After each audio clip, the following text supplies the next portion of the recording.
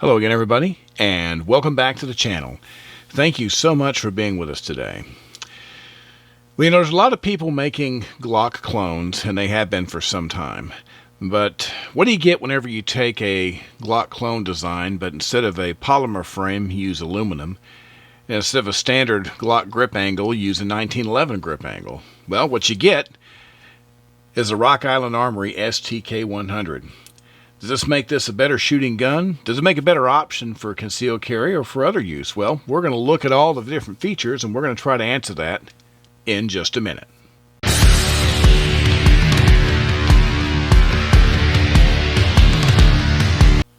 All right, once again, welcome back. Thanks for being with us today.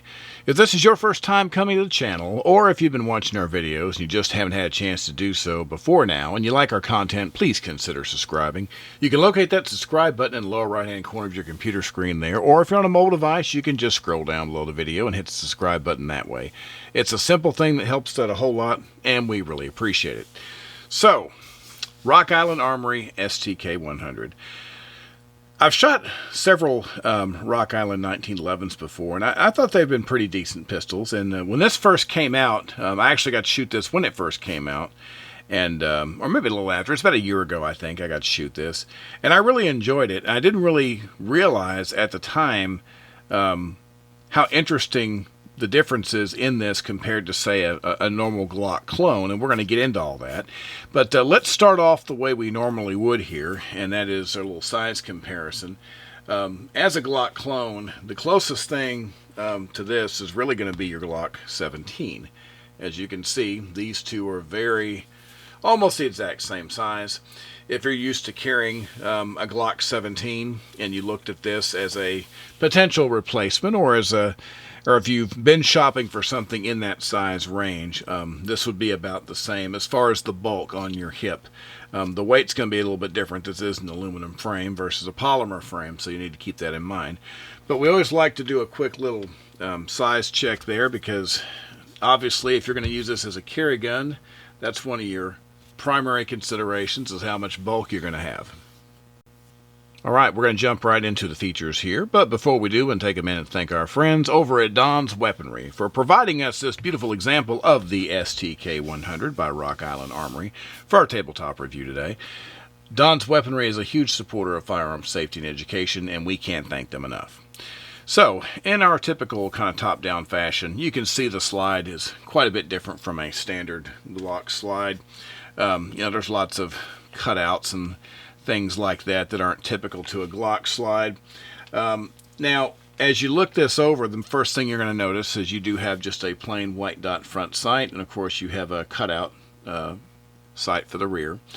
Now, you are able to, if you notice there's a plate here, you can actually remove that plate if you install an optic. You can see that the sight is built into this plate, but if you do this, if you go with a red dot, you can use the M-score red dot as an example, and it has the rear sight notch built into the sight, and it co-witnesses, obviously, all the way through to the front sight, so it's not a bad way to go. You do have an accessory rail here, so if you want to have a lighter laser system on the front of the weapon, you can do that. This is a bit larger gun probably than I would carry on a regular basis, so as a home defense gun, I can certainly see me having a light on here. Pretty good sized trigger guard, typical to most Glocks, and I am a big fan of big trigger guards because I like to be able to get my finger in there without having to hunt and, try to dig for this thing. Of course, you've got your takedown levers right here on either side, just like you would on a Glock. You pull them down, of course, and this whole works will come apart. You have your slide, stop, and release here, just like you would on, once again, any other Glock. Of course, the frame, like I said, we made sure to differentiate that this is an aluminum frame, unlike the Glock, which is a polymer frame. It's a two-piece frame. You can see the screws in here, but it is a two-piece frame. It has some pretty aggressive grip texturing built into it all the way around. It has these strange kind of dipping, gripping cutouts here in the rear, but it all feels very good though. For an aluminum grip, it doesn't feel harsh on your hand, so it's not bad. You have pretty good size magazine release there. That's very easy to operate. And of course, you got your trigger. The trigger itself is also metal, and I like that. We'll do a quick safety check here and let you see that, of course, we are totally empty and clear, and of course there's nothing in the magazine there. The trigger itself, if you engage the trigger, it's got just the slightest bit of take up here, and then just a little pressure, and then boom, it breaks pretty nicely. My scale, I got pretty consistently about 4.5 pounds on the trigger. I don't even remember exactly what they call for, but between 4 and 4.5 pounds is typically the performance that I get out of this every single time. But it feels very consistent. I get what feels like a very reliable trigger pull every single time. Now, once again, we talked about the grip angle on this thing. This is much more of a 1911 grip angle than a Glock, because you can see the Glock here. There's a huge difference. Looking at them side by side, you can see how much different that is. And we get to the range section, I'm going to talk about that a little bit more, but it does seem to make a difference. But of course, you've got the nice beaver tail built in, so there's no changing of back straps or anything. You are set with this thickness, but you do have a lot of protection there by way of that large beaver tail. But it's an interesting design. It has a lot of things, and like I say, once again, the aluminum frame itself is nice, because you can obviously buy aftermarket frames if you want to have that on your Glock, but this is all built in for the selling price, which is nice. Like I say, when this gun first came out, I was invited to shoot it, and I was actually pretty impressed, because when I first heard about this gun, I didn't even realize at the time that it had a different grip angle than a standard Glock. I've shot lots of Glock clones, and some are better than others, but they all typically shoot a lot like a Glock. But the big difference is there's two things that make a difference here. Number one, this frame, it does make the gun heavier, but the heavier gun seems to handle the recoil better than the regular Glock. So having a little bit of weight does make a difference. It also seems to shoot a lot. To me, it shoots flatter, and it's very easy to start getting really good shots right away with this, because if you're used to shooting a 1911 or something that has a, that type of grip angle, and you go to a Glock, you always notice it's kind of an adjustment. So after you take a few shots with this, you find yourself, at least in my case, I was able to perform very well just immediately. And of course, it's not picky about ammo. I'm always pretty good about running several different types, PMC, the SMB through it, just as far as range ammo goes. I like to get a couple different types of defensive ammo as well, and usually I'm going to come up with one clear winner.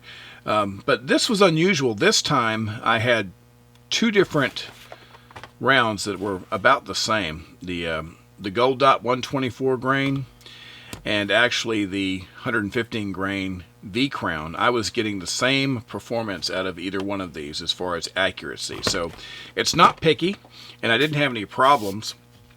It's a very reliable handgun.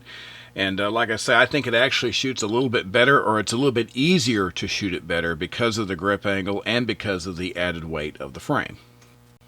So what's it like to carry the Stk100 as a carry gun?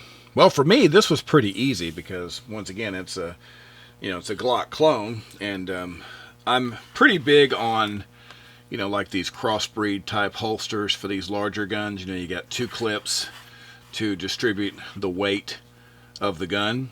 You've got your, Kydex, you got some retention here, and you've got, in this case, I've got the horse hide, which is really comfortable.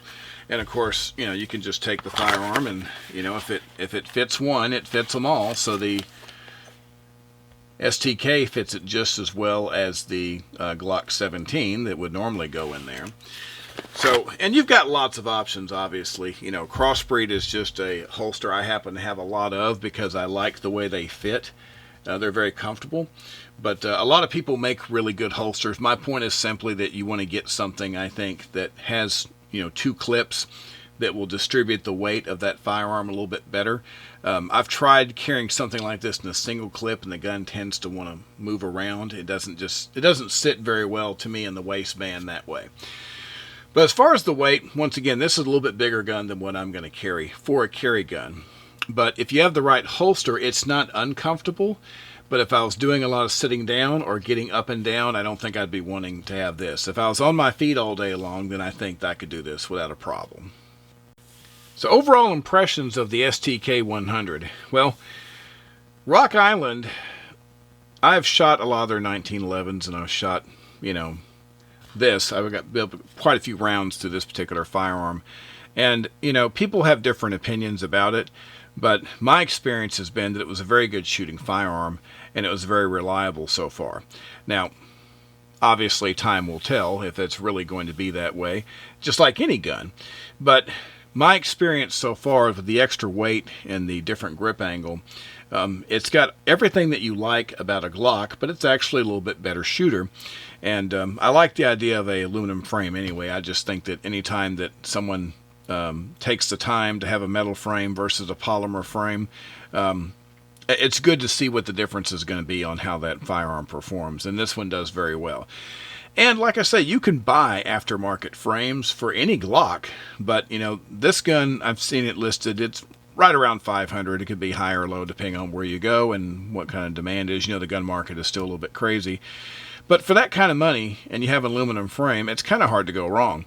And since it is a reliable firearm, even if it doesn't make a good carry option for you, maybe by size, if it doesn't make sense for you, it'd be a really good home defense gun.